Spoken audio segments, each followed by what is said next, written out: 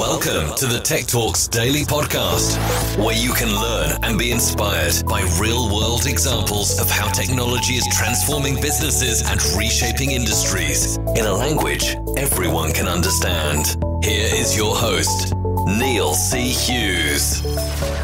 Welcome back to the Tech Talks Daily Podcast. Now, in today's commerce, the coordination of commercial transactions all require centralized market intermediaries to manage dispute mediation and transaction reversal.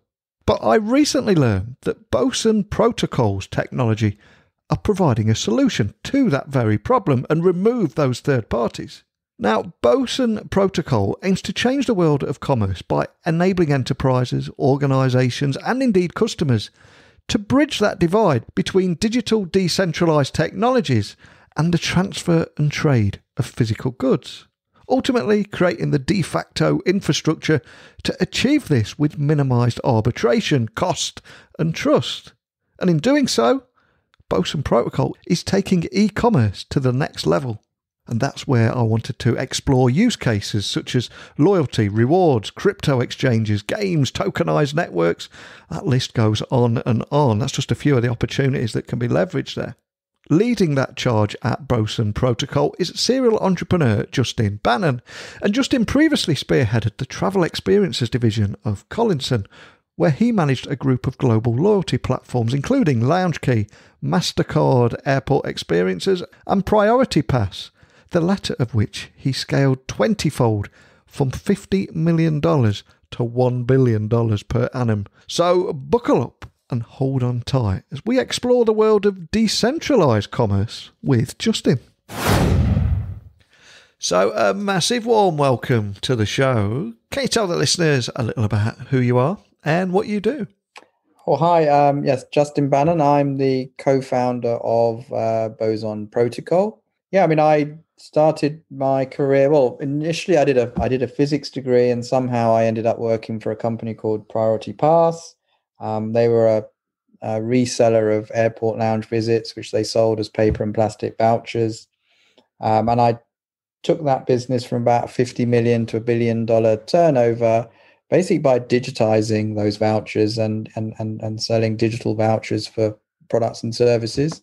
And Boson Protocol is really a kind of, I guess, the next sort of generation of that sort of concept where we digitize products and services, but as blockchain vouchers with some pretty unique properties. So we've invented a kind of an algorithm, which is a sequential game is what it's called. That means that you don't need intermediaries, and you minimize arbitration and things like that. So it's almost completely automated and decentralized. So you can enable the buying and selling of real world items in a decentralized, autonomous way. Love that. And Boson Protocol is an incredibly cool name as well. And you are connecting smart contracts to real world commerce and its data. But for people listening to our conversation today and hearing about you guys for the first time, just to try and get them on the same page, can you tell me a little bit more about the kind of problems that you're solving with tech and what it is that makes what you're doing unique? The big problem that we're solving from the macro level is that we are facing the prospect of living in a world where commerce and the last mile supply chain will be completely owned and captured by a couple of sort of centralized organizations. And whilst at the moment, sure, we're seeing the benefits of efficiency and, that doesn't feel too bad. For sure, once that market is completely captured and all competition is eliminated, then centralized organizations actually have this fiduciary responsibility to maximize shareholder value. And so it's an imperative to extract the maximum value from us and from other firms. So, the problem that we solve is how can we implement an infrastructure that enables an alternative to that capture? And so Boson Protocol does two things really. One is it's got this kind of breakthrough mechanism that means you don't need an intermediary and that you don't need arbitrators, so it automates, which is hugely efficient, reduces cost and friction. But I think equally powerfully is that its business model is very disruptive to platforms. In the same way that platforms disrupted the previous more sort of value chain models. Boson Protocol leverages this new type of business or design pattern called a tokenized ecosystem. So instead of having buyers and sellers transact on this closed platform that's controlled by a centralized intermediary, we have an open blockchain protocol, so a piece of software just like Bitcoin or other blockchains, and that enables products and services to be represented as tokens that flow around an open ecosystem. And actually our thing tokens, as we call them, can actually flow around this whole new decentralized finance ecosystem. So that's a pretty disruptive and powerful piece of tech. Before you came on the podcast today, I was doing a little research. I was reading about your opinions on decentralized commerce, or as it's better referred to, dCommerce. But can you tell the listeners a little bit more about exactly what that is and how the use of e-commerce is compromised due to this? I suppose the industry's centralized nature of it, isn't it? Yeah.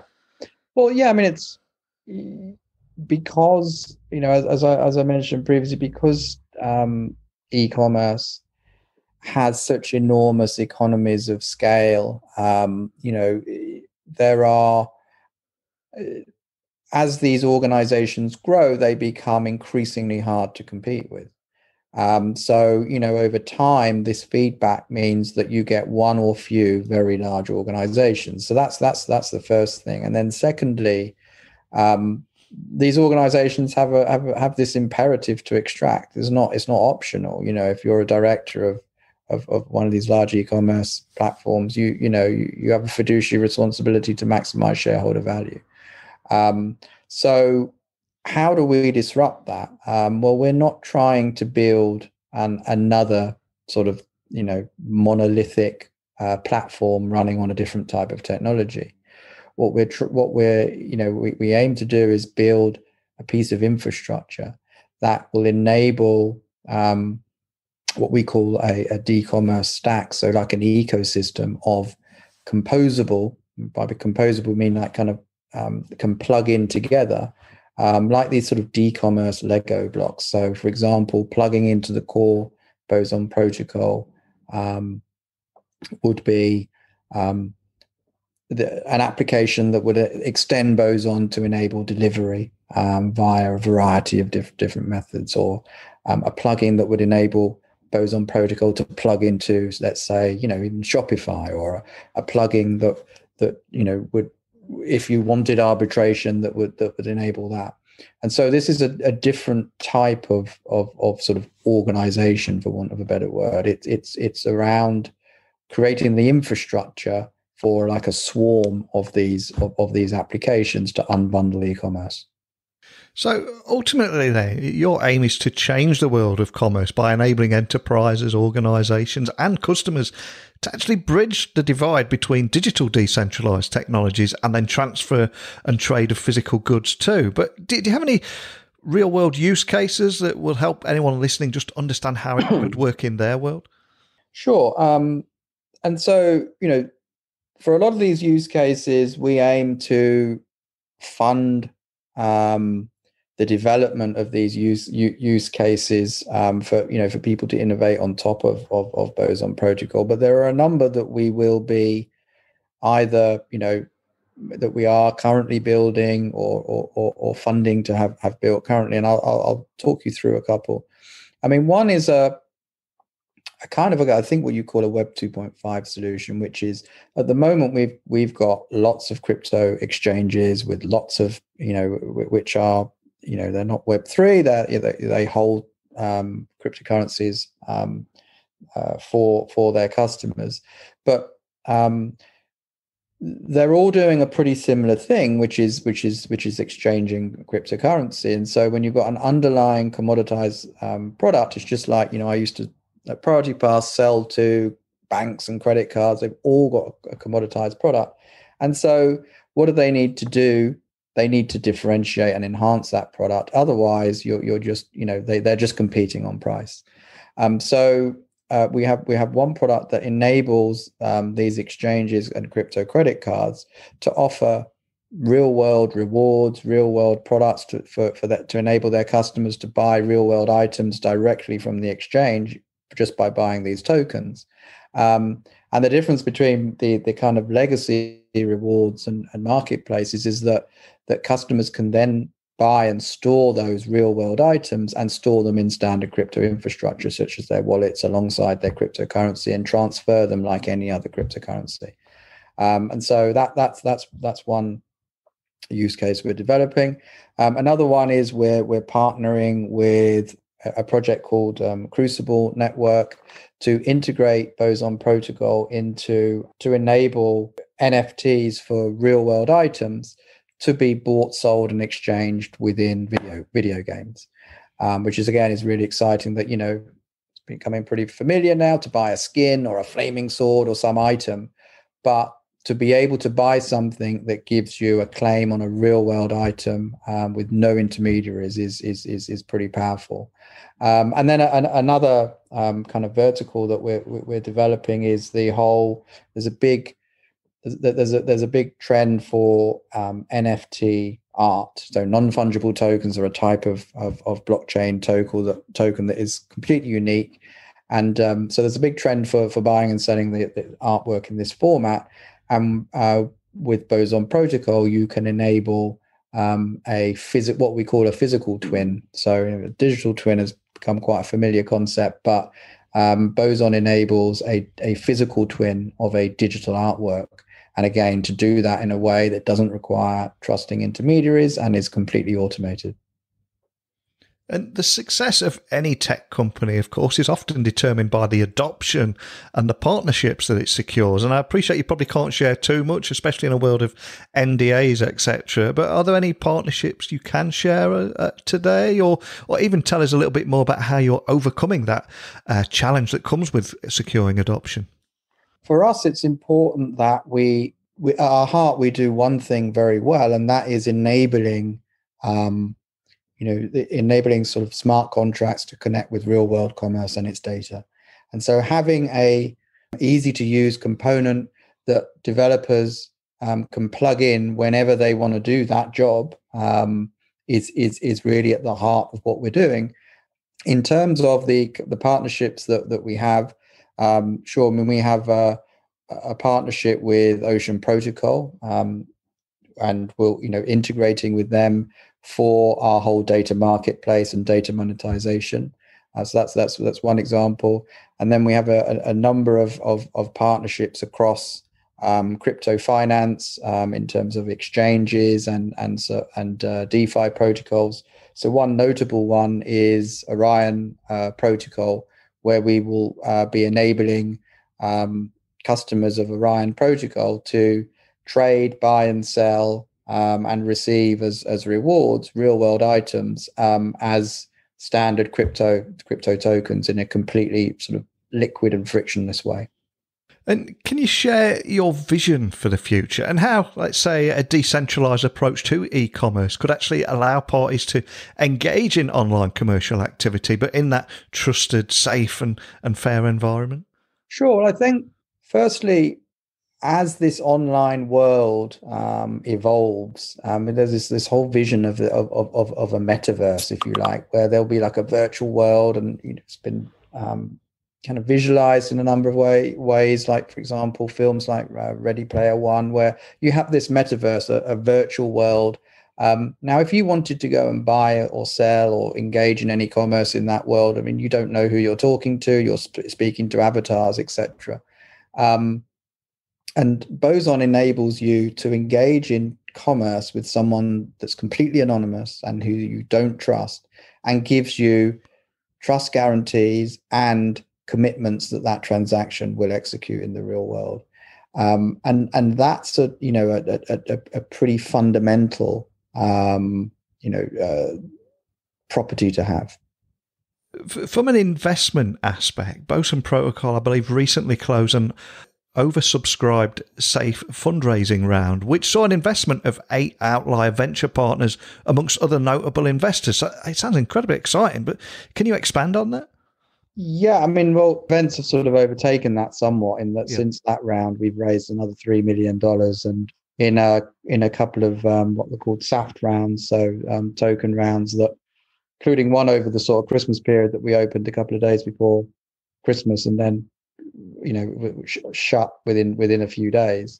There's a huge recognition for what we're doing, and a big demand for people to join the project and to become part of it, which is great for us. I mean, as I said, the vision of this project is to build commercial infrastructure that's publicly owned and resistant to capture from like private entities. So having that amount of community interest is humbling and super exciting. So yeah, I mean, we're also planning a public sale in March, and we'll be releasing more details of that shortly. So yeah, we're pleased to say that we're being well received from a community and investment point of view. And for any community members that are listening to this podcast today, they may have even skipped straight to this part because all they care about is what to expect this year, roadmaps, any big announcements, and what to expect. So for those people that are tuning in, what can they expect in 2021, and what's your primary focus going to be? Sure. So at the moment, we are focusing on building out the core protocol.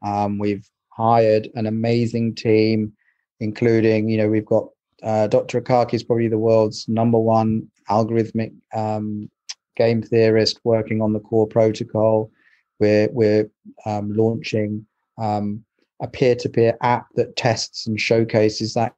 We've also recruited an amazing team of token engineers and ecosystem designers to build out the core ecosystem. So I think the early phase of this year is completing the design. And then moving to the build of delivering the build of Boson Protocol in the middle of the year, and then the applications on top following from the middle to the end of the year, and that's both applications that we are building ourselves more closely, plus also applications that we are funding in the wider ecosystem. And as with all decentralized projects out there, there is always a huge passionate community around every project. And for the people that are in your community, there may be people listening that want to join that, and I'm sure they will be welcomed into that community. But for anyone listening that will want to find you online, maybe find out a bit more information about what you're doing, or contact your team or your community, what's the best way of doing that? Sure. So our website, bosonprotocol.io, is a good place to start. But our Telegram, which is at Boson Protocol, is the place to join the community, engage. It's a great place for vibrant discussion, and it's also the place where we release any information first. So we are currently working on a light paper which outlines our update to our architecture and our vision. And a lot of people clamoring for us to release that. It will be released shortly, and that will be the first place that people will be able to hear about it. Well, a huge thank you for joining me on the podcast today. Not just talking about what you're doing at Boson Protocol, but I think another great thing about increasing adoption or encouraging adoption into this space is by talking a little bit more in open forums like this about exactly what dCommerce is and how a decentralized approach to e-commerce can allow parties to engage in online commercial activity in that trusted, safe and fair environment, but in a language that everyone can understand. You've done a great job doing just that today. So a big thank you for sharing your story and all the great work you're doing. Thanks, Neil. It's been an absolute pleasure, and look forward to hearing more of your great podcast. A big thank you to Justin for coming on and for explaining exactly what dCommerce is and how a decentralized approach to e-commerce can actually allow parties to engage in online commercial activity, but in a trusted, safe and fair environment. And I'm aware that we will have people listening in and outside of the tech industry. We will have blockchain enthusiasts, then we'll have decision makers and business leaders listening. And hopefully the information in today's episode will give everybody something to walk away with. And I think when we're all on that same page, that's when we can start increasing adoption, partnerships and all that other cool stuff. But over to you. Any insights, opinions or experiences that you would like to share? If you would like to come on the podcast and offer a different point of view or talk about the work that you're doing or the services that you're offering, whatever it is, I'd love to hear more. So please email me now, techblogwriter@outlook.com, Twitter, Instagram, LinkedIn at Neil C. Hughes, and my website is techblogwriter.co.uk. So keep those messages coming in. I'll reply to each and every one of you. If you do connect with me on any social channels, please send me a quick DM. I would like to get to know you all that little bit better. But I will return again tomorrow with another episode. So just a big thank you for listening. And until next time, don't be a stranger. Thank you for listening to the Tech Talks Daily Podcast with Neil C. Hughes. Remember, technology works best when it brings people together.